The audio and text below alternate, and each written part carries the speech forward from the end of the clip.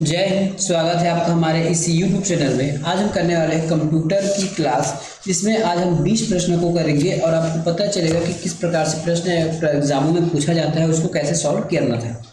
सबसे पहला प्रश्न लेंगे इंटरनेट से। तो इंटरनेट का मतलब आपको बताना है या फिर नीचे लिखे ऑप्शन से आपको चयन करना है। एक लोकल कंप्यूटर नेटवर्क है, वर्ल्ड वाइड कंप्यूटर नेटवर्क है, इंटरकनेक्टेड नेटवर्क है। World wide interconnected computer network, इसका फुल आप एक ऑप्शन के हिसाब से उत्तर लगाएंगे तो ऑप्शन नंबर 4 आ जाएगा। ऑफलाइन ऑपरेशन डिवाइसों का ऑपरेशन है। यह प्रक्रिया निम्नलिखित के नियंत्रण के बिना निष्पादित की जाती है। इसके बिना, तो ये सीपीयू के बिना निष्पादित की जाती है। ऑफलाइन है तो फिर कंप्यूटर के इसमें सीपीयू की आवश्यकता ही नहीं है। डेटा को लॉजिक सीक्वेंस में, देखिए यहाँ पे ऑफलाइन लिखा है ना। ऑफलाइन का मतलब है कई बार आप यदि कोई भी चीज़ सीपीयू से डायरेक्टेड कनेक्टेड है उसको हम ऑफलाइन कहते हैं। इंटरनेट के मामले में ऑफलाइन ऑनलाइन होता है। जब हमारे पास नेट चल रहा है तो ऑनलाइन है, यदि नेट नहीं चल रहा है तो ऑफलाइन कहलाएगा। समझ गए। डेटा को लॉजिक सीक्वेंस में अरेंज करने की प्रक्रिया क्या कहलाती है? सॉर्टिंग, रिप्रोड्यूसिंग, क्लासिफाइंग या फिर समराइजिंग। इसको हम किस नाम से जानते हैं? इसको हम क्या जानते हैं? सॉर्टिंग के नाम से जानते हैं। ऑफिस 2007 के अंतिम परिवर्तन लास्ट चेंज को रिवर्स करने के लिए निम्नलिखित में से कौन सा शॉर्टकट उपयोग किया जाता है? तो यह है आपके कंट्रोल जेड। निम्नलिखित में से कौन सा स्टोरेज मीडिया केवल सिक्वेंशियल एक्सेस उपलब्ध कराता है? सिक्वेंशियल मतलब एक गाने के बाद दूसरा, एक रिकॉर्ड के बाद दूसरा, दूसरे के बाद तीसरा, तीसरे के बाद चौथा। तो ऐसा कौन सा ऑप्शन है जो आपको सिक्वेंशियल का मौका देता है? वो आपका मैग्नेटिक टेप। क्या है? Magnetic tape. और फ्लॉपी डिस्क मतलब कहने का मतलब ये है, जैसे 4 गाने हैं, मान लेता हूँ 4 गाने हैं।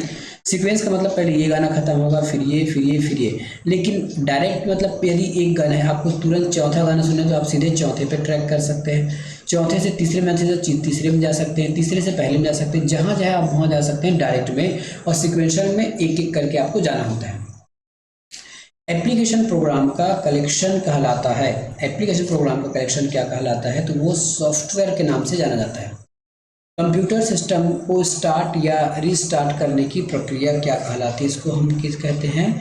बूटिंग के नाम से जानते हैं। बूटिंग के नाम से इसको हम जानते हैं। निम्नलिखित में से कौन सा आउटपुट डिवाइस नहीं है? Headphone, monitor, plotter, mouse. Mouse हमारा इनपुट है तो उत्तर यही हो जाएगा। अगला प्रश्न, निम्नलिखित में से कौन सा एक पिक्टोग्राम है जो नेविगेशन में सहायता देने के लिए कंप्यूटर स्क्रीन पर डिस्प्ले होता है? Option number 3, icon. किसी चेक के बॉक्स स्ट्रिप को पढ़ने के लिए बैंकों द्वारा निम्न में से किस डिवाइस का उपयोग किया जाता है? तो वो हमारा MICR, मैग्नेटिक इंक करेक्टर। जब आप चेक लाते हो ना तो चेक में एक मैग्नेटिक इंक रीडर से लिखे हुए कुछ अंक होते हैं, उसको केवल MICR ही पढ़ सकता है। तो इसका उत्तर हो जाएगा MICR। एक एक्सेल वर्कबुक खाली स्थान का एक कलेक्शन होता है। किसका कलेक्शन होता है? ये होता है आपके चार्ट्स और वर्कशीट का। चार्ट्स और वर्कशीट डॉक्यूमेंट्स में नहीं आएगा। निम्नलिखित में से कौन पोर्टेबल कंप्यूटर नहीं है? कौन से पोर्टेबल कंप्यूटर नहीं है? तो डेस्कटॉप को एक दिशा ले सकते हैं, लैपटॉप को ले जा सकते हैं, नोटबुक, पर्सनल डिजिटल असेंशन। इसमें आपके पोर्टेबल कंप्यूटर कौन सा नहीं है? तो इसका उत्तर क्या लिया गया है? केवल डेस्कटॉप को ले लिया गया है। देखिए आप यहाँ पे बाय ऑप्शन लेके चले तो लैपटॉप को आप धर कर पकड़ के बैग में ले जा सकते हैं, नोटबुक ले जा सकते हैं, पर्सनल असिस्टेंट जो मोबाइल टाइप का होता है उसको ले जा सकते हैं। डेस्कटॉप को आप नहीं ले जा सकते, इसलिए इसका उत्तर डेस्कटॉप लिया गया है। एक टिपिकल नेटवर्क में सबसे महत्वपूर्ण या अधिक प्रभावशाली कंप्यूटर है, ठीक है, कौन सा कंप्यूटर है वो? तो डेस्कटॉप बिल्कुल नहीं, नेटवर्क साइट बिल्कुल नहीं, इंटरनेट से जुड़ा है बिल्कुल नहीं। Network server. MS वर्ड में हेडर दिखाई देता है टॉप पर, बॉटम पर, डॉक्यूमेंट के आरंभ में या फिर अंत में। तो हेडर का मतलब तो टॉप होता है, तो ये टॉप पे दिखाई देगा। साधारण गणितीय और तार्किक कार्यों का निष्पादन करता है। ALU, arithmetic logic unit. निम्नलिखित में से कौन हार्डवेयर और यूज प्रोग्राम के माध्यम से कंप्यूटर सिस्टम की एक लेयर है? निम्नलिखित में से कौन हार्डवेयर और यूजर प्रोग्राम के मध्य कंप्यूटर सिस्टम की एक लेयर है? तो इसका उत्तर क्या हो जाएगा? Option number 2, operating system. Computer, mobile उपकरण और इंटरनेट से संबंधित तकनीकों को समझने और जानकारी प्राप्त करने के लिए निम्नलिखित में से कौन सा अधिक अपरिहार्य है। तो इसका उत्तर हो जाएगा आपका कंप्यूटर इंटीमेसी, इंटेलिजेंसी, कोर्स या फिर लिटरेसी। तो इसका उत्तर हो जाएगा कंप्यूटर लिटरेसी। निम्नलिखित में से कौन सेकेंडरी स्टोरेज डिवाइस नहीं है? कौन सा नहीं है? तो मैग्नेटिक डिस्क है, रैम्स है, टेप ड्राइव है। रैम नहीं है क्योंकि ये हमारे प्राथमिक डिवाइस है इसलिए। डेटा कम्युनिकेशन सिस्टम जो अन्य राज्यों, देशों या फिर समस्त विश्व को जोड़ता है इसको वैन कहते हैं। किसी फाइल के अंतिम कैरेक्टर्स, वर्ड्स और लाइनों की कुल संख्या काउंट करने के लिए किस कमांड का प्रयोग किया जाता है? इसका उत्तर हो जाएगा ऑप्शन नंबर 3, WC कमांड का उपयोग किया जाता है।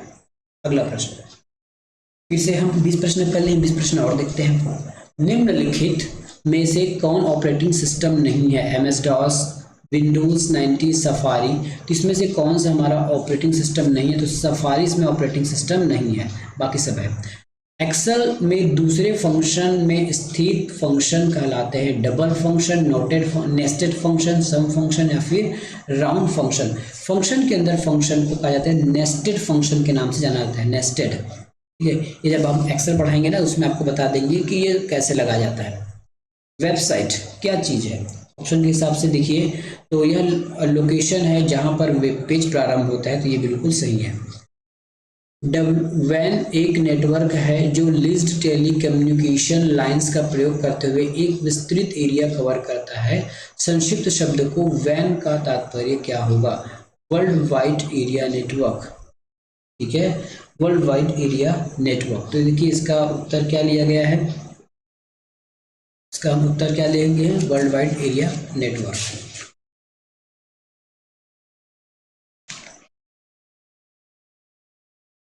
Option number 2 wide area network इसको लिया गया है, वर्ल्ड वाइड तो है नहीं, WW है नहीं, तो ये हो जाएगा आपको wide area network. Computer instruction को प्रोग्रामिंग लैंग्वेज में लिखने की प्रक्रिया क्या कहलाती है? ठीक है, कंप्यूटर प्रोग्राम में कंप्यूटर इंस्ट्रक्शन को प्रोग्रामिंग लैंग्वेज के में लिखने की प्रक्रिया को क्या कहा जाता है? तो इसको हम कहते हैं ऑप्शन नंबर 4 कोडिंग कहलाता है। कोडिंग। मेमोरी का कौन सा भाग डेटा के लिए अस्थायी रिपोजिटरी के रूप में काम करने की प्रतीक्षा करता है? इसका उत्तर क्या हो जाएगा? Option number 6 cash. वायरस का क्या तात्पर्य है? ठीक है, वायरस का क्या तात्पर्य है? तो vital information resource under seize इसका फुल फॉर्म होता है। कई कंप्यूटरों में ALU का भाग है। संक्षिप्त ALU क्या का तात्पर्य क्या चीज़ है? ALU का तात्पर्य क्या चीज़? Arithmetic logic unit. BIT का तात्पर्य क्या होगा? BIT का तात्पर्य हो जाएगा बाइनरी डिजिट।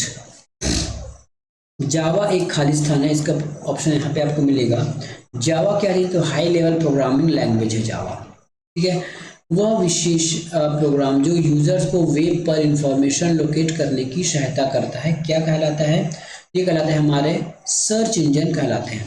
निम्नलिखित में से कौन एक कंप्यूटर प्रोग्रामिंग लैंग्वेज नहीं है? बेसिक है, जावा है, C++ है, MS एक्सेल नहीं है। MS एक्सेल में वर्कबुक का एक संग्रह है। MS एक्सेल वर्कबुकों का एक संग्रह है। किसका? वर्कशीट का। इसका संग्रह है वर्कशीट का। वायरस, वॉर्म इत्यादि का वर्णन करने के लिए किस एक शब्द का प्रयोग किया जाता है? तो कौन सा ये शब्द? मालवेयर। क्या है ये? मालवेयर है। वह कंप्यूटर प्रोग्राम जो असेंबली लैंग्वेज को मशीनी लैंग्वेज में परिवर्तित किया जाता है, इसको हम असेंबलर के नाम से जानते हैं।